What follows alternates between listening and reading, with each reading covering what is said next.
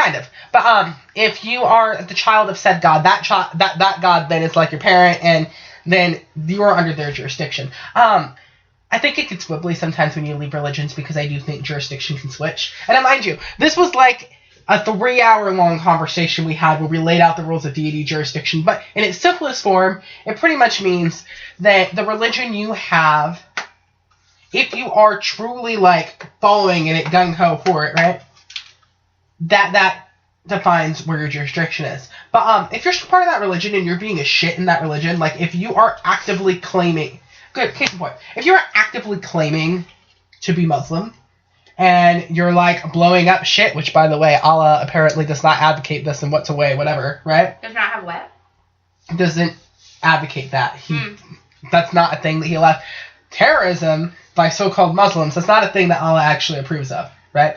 So, if you are actively claiming Islam, and you're not following Islam, and then you die, I'm pretty sure Allah is the God that gets to kick your ass. You go to whatever eternal punishment he has laid out for people that are shitty in his religion. Right? So part of it also goes to what you're actively claiming in your daily life. Okay. Like, if you are actively claiming Christianity, but you're a shitty person, but you're like, yeah, I'm Catholic or whatever, well, then the Christian God gets to beat your ass. Right? If you claim to be pagan, and you're actively acting outside of whatever past teachings you are on, and there's deities involved, those deities... I'm pretty sure as they are the ones that are actually being offended by your actions, they are the ones that punish you. Okay. Right. So, yeah, but no, I don't know, my religion's pretty chill, because it's kind of actually a crux of Hawaiian spirituality to begin with, to believe that all religious paths are, in fact, valid. Like, my grandma, when I was little, used to tell me the story that most Hawaiian children, native Hawaiian children, are usually told when they're little. And the idea is that your entire life is a journey up a mountain, right? The adults in your life can walk you to the foot of the mountain, but after that point, you gotta climb up on your own. And that kind of symbolizes, like, your actual maturity. Your parents can only do so much, but you can't ride your parents' religious coattails into the afterlife, right? Similarly, we are each given, like, each of us, we have a light that is within us, right? That is, like, the essence of who we are. This light in Hawaiian mythology resides in a little bowl, which we are carrying up a mountain, right? Along the way, when we do things that act outside of, like, what's moral, I guess, right? It's described in this is, when we do things that generate negative energy, right, just for the hell of it. The ball is like, gets smaller. It's like picking up rocks and setting them in the bowl. Eventually, the light is hidden, right? And the bowl gets heavy, and it's really hard to walk up a mountain while carrying a bowl that is really fucking heavy. So then you have to sit down, and your progress will stagnate. However, starting again is just as easy as flipping the bowl upside down and letting go of the rocks. And then you start again, right? Now, when you finally get to the top of the mountain, you see there's a fuck ton of people up there. And you would assume that as all of you have reached the top of the same mountain, that you probably went up the same way. But when you talk to them, you realize all these people have completely different beliefs than you. They value different things. They like different things. Their gods are different gods. And you're like, what the fuck? How do we all get up to the same top of the same spiritual mountain with our little bowls of light, right? At this point, the gods allow you to walk around the peak and to look down at the path everybody took to get up there. And you realize that nobody's actually wrong. It's just that, like, I start out on the south side of the mountain, you start out on the north face. And through that, we encounter different things. It's not that we're wrong, it's just that you've encountered things in your life that I've never even seen, because we were on two fucking different sides of a mountain. Have you ever looked at a mountain?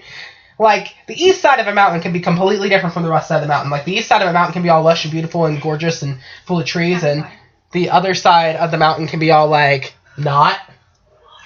And, so the idea is that it's just different, you know? And, part of that is accepting that other religions have things to teach us, and that sometimes the gods speak through voices that are not necessarily what we would think to speak through. Like, I have had some Christian people tell me really great things. Like, my Catholic grandma gave me some awesome spiritual advice from her perspective, and I firmly believe that my deities kind of spoke through her occasionally And it meant something to me. But, so, summing up that, religiously, yes, I am a polytheist, and... I have another question. Yes. Since I am doing a find myself type of thing, Mm-hmm. can I pick which gods I want to worship if they fit what I need, or does that not work? That's a can of worms, because, kind of. Like, there are totally people that pick a path, like, you can choose to be a Christian, you can choose to go be a Norse paganist, whatever. But when it comes to pagan religions especially, the only real thing is you have to be careful that you're not, tromping all over cultural beliefs. Like, for example, if the culture from which the deities come from are like, yeah, whatever, we'll take anybody. Like, Norse paganism tends to be like that. Then yeah, whatever. Hop on board. Go worship Loki and Odin and Thor. Actually, Loki's a really chill deity, right? But, whatever. They take everybody, right? I mean, granted, you want to do the research into the deity and to venerate them. I'm not saying just choose them because I know them. I'm saying, like, if I identify with what they do. Yeah. And then, like, Greek and Roman tend to be pretty open, right? Although, technically, venerating the Greek pantheon's a lot of effort. Like, you're going to have a holy day, like, every week, right? Yeah, I can't do that. But, and it's a lot of stuff. But, like, I feel, though, like, if you actually truly connect with these gods, the work's not really work. It's a thing you do because you love them, right? Yeah. But, the Hawaiian pantheon, on the other hand... You have to be Hawaiian. You pretty much have to be Native Hawaiian or related to Native Hawaiians or adopted by some Native Hawaiians because... Well, because I'm Spanish, German, and Irish by heritage. See. So maybe I should look into those. I always, whenever somebody's like, I'm looking at polytheism, right? I'm like, trace your own roots, right? Because I think the gods that tend to call us are gods, like the ones that our ancestors historically... Like Morgan with you. Yeah. Like, my family has a long-ass history. I'm Scottish on the one side. My family has a long-ass history of working with her and venerating her and but you didn't building know that shit. Until she popped up. I didn't know that until she popped up. I didn't even know I was Scottish until afterwards, and then we started doing genealogy, and then I found out about it, and that was just a can of worms. I was like, oh, that's where you came from. Mm-hmm. But, no, I fully advocate for everybody looking into your own culture, and just because it's good to, like, kind of know where you come from, but... You never know. Your gods might just be hanging out telling you to come home already, you know? And, yeah. So, we were originally going to split this half into my religion and half into witchcraft.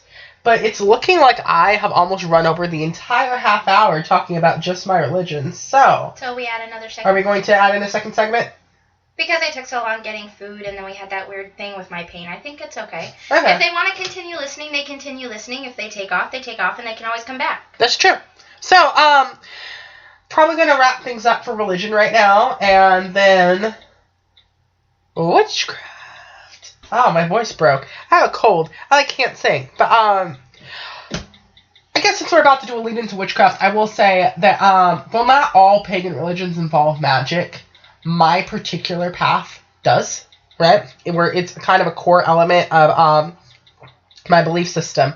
But I do want to make it very clear before we go into the witchcraft segment that witchcraft is not inherently religious. There's a such thing as secular witchcraft, which involves no religion whatsoever. And it's just different about how you go about it. Like when I do witchcraft, I a lot of times will ask my deities for help, or Mama often is throwing a little bit of mojo up in my shit, and like, you know, stuff like that happens. But it's not like that for everybody, and I don't want anybody thinking that you can't do the witchcraft because you don't have deities, because that's not how this works. But yeah, so this has been a short intro into Nani's religion and mine, apparently. Yeah, and Teddy's stuff. And if you ever have questions about it, that's part of the reason why we have the Q&A page on the website, is so that you can send us your questions, because we would love to hear your questions. And I would totally love to answer them. And I'm sure Teddy would like other people to also throw in their questions, and not just her. Yes. And I would also like to hear opinions. Opinions are always fun, and we can always make a segment around an opinion. Yeah. So, if you're looking for the Q&A page, it is On the website, left bar, there's the on-air button where you would click to get to the radio show. If you hover that, this little scrolly out thing pops up that says submissions. You click that, and there should be instructions there telling you how to get to the Q&A page.